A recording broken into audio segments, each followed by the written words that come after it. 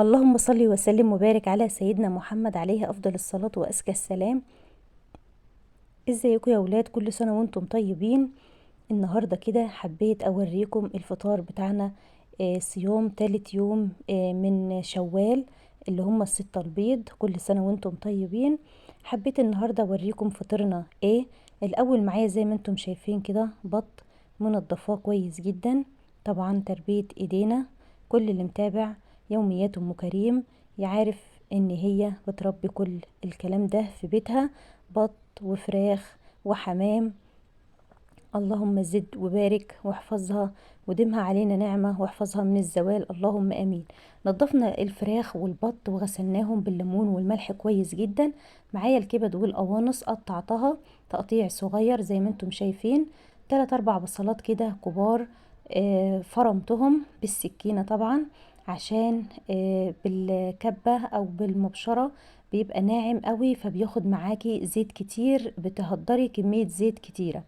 دلوقتي البصلة اخدت اللون الاصفر، يعني دبلت معايا كده. هنزل عليها بالكبد والقوانص.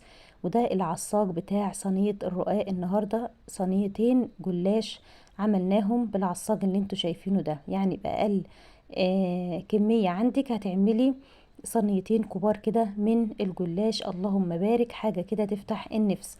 هنا معايا حل على النار، المية غلت فيها، لازم تغلي يا ست الكل قبل ما تنزلي اللحمة او البط ايا كان الزفر بتاعك. هننزل بالبط كده الاول في حلة لوحده، معاه بصلاية، طماطمايه، مكعبين من المرق، وقرن فلفل. طبعا ده بالاضافة الى الملح والكمون والفلفل. الملح ما بينضفش غير بعد ما البط يستوي تماما. اول ما تتأكدي انه استوى بتضيفي الملح وتسيبيه شوية كده يشرب من الشوربة بعد ما تحطي الملح، وبعد كده تطلعيه او تضفيه عليه. هنا خلاص كده العصاج بتاعنا زي ما انتم شايفين ما شاء الله. ضفنا له البهارات ملح وفلفل وكمون وجوز الطيب، وبقت ريحته تحفة ما شاء الله، اللهم بارك. هنا معايا حلة تانية على النار، قطعت فيها الفراخ 4 تربع زي ما انتم شايفين. نزلت عليهم ببصلاية، طماطماية، قرن فلفل، مكعب مرق، فلفل اسود، كمون، بهارات فراخ. هنديها تشويحة كده محترمة على النار الأول، وبعد كده هنزيدها بالشوربة. لازم تشوحيها عشان الزفارة تطلع منها. هي طبعا الحمد لله ما فيهاش اي زفارة لانها اتغسلت بالملح والليمون كويس جدا. هنا بقى معايا صينية دهنها بالسمنة والزيت. نزلت طبعا بالجلاش، النص الاولاني رصيته في الصينية من تحت، وبين كل جلاشة وجلاشة بتدهني مسحة بسيطة كده من السمنة والزيت عشان ما يلزقش في بعضه ويطلع معاكي معجن. لكن لما تدهنيه هيطلع معاكي مورق كده وحاجة زي الفل ان شاء الله. نزلت طبعا بنص العصاج عشان انا هعمل صينيتين جلاش بالتعصيجة اللي انتوا شفتوها الجميلة دي. هننزل بالنص التاني من الجلاش زي ما احنا شايفين كده. وطبعا زي ما اتفقنا هندهن بين كل طبقة وطبقة دهنة من مسحة بسيطة كده من السمنة على الزيت. هنا هقطعه خرط كده، وبعد كده هضيف عليه كوباية من اللبن وشوية سمسم وبضاية، وهدخله الفرن طبعا ياخد اللون. هي العصاج مستوي وتمام، هياخد معايا لون من فوق ومن تحت، يعني هنولع الفرن من تحت ومن فوق من الشواية.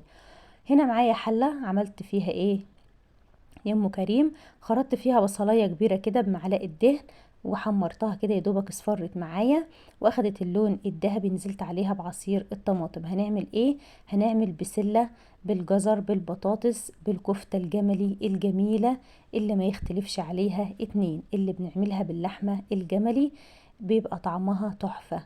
نزلنا بالبسله، وبعد كده البطاطس متقطعه مكعبات صغيره، وعليها الجزر متقطع برضو مكعبات بنفس الطريقة. هنقلبها كده مع بعضها ونسيبها على النار في التسبيكة دي تتشوح كده وتتسبك مع نفسها، عشان تاخد كده من طعم التسبيكة ويبقى طعمها جميل ان شاء الله. طبعا اول ما تنشف من التسبيكة شوية هنزيدها بالشوربة يدوبك تدخل على التسوية، هنضيف عليها الكفتة. ده كده صينية الجلاش الاولى بعد ما طلعت من الفرن ما شاء الله، اللهم بارك. زي ما انتم شايفين شكلها تحفة ويفتح النفس.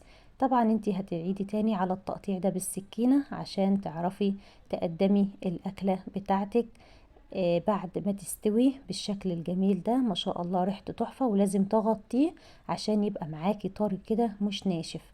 لازم تغطي الجلاش او الرقاق بعد ما تخرجيه من الفرن على طول، تغطيه بغطا محكم عشان يبقى طري معاكي وزي الفل ان شاء الله، ويتاكل بألف هنا وشفا. شايفين ما شاء الله دي الصينية التانية. اللهم بارك. الكبد والقوانص بتاعة البط وبتاعة الفراخ عملنا بيهم صينيتين من الجلاش محترمين ينفعوا في العزومات ويسدوا ما شاء الله. هنا الكفتة خلاص انا طفيت عليها مع البسلة مع الجزر.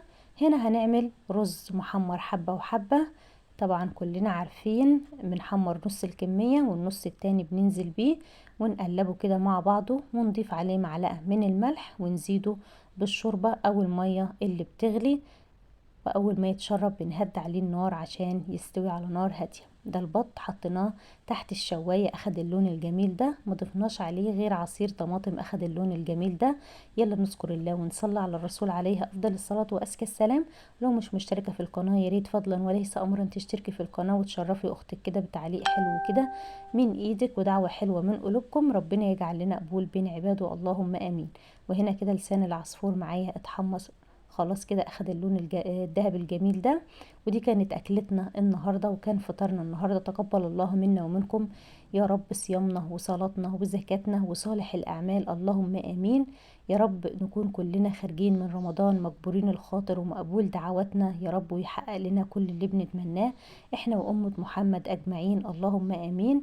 ويا رب يكون الفيديو النهاردة عجبكم ويكون عند حسن ظنكم ويكون ضيفة خفيفة على قلوبكم. ودي كانت سفرتنا النهاردة: رز محمر حبة وحبة، جلاش بالكبد والقوانص، سلطة، رز بسلة بالجزر بالبطاطس بالكفتة الجمل الجميلة، سلطة لسان عصفور. يلا كل سنة وانتم طيبين، والسلام عليكم ورحمة الله وبركاته.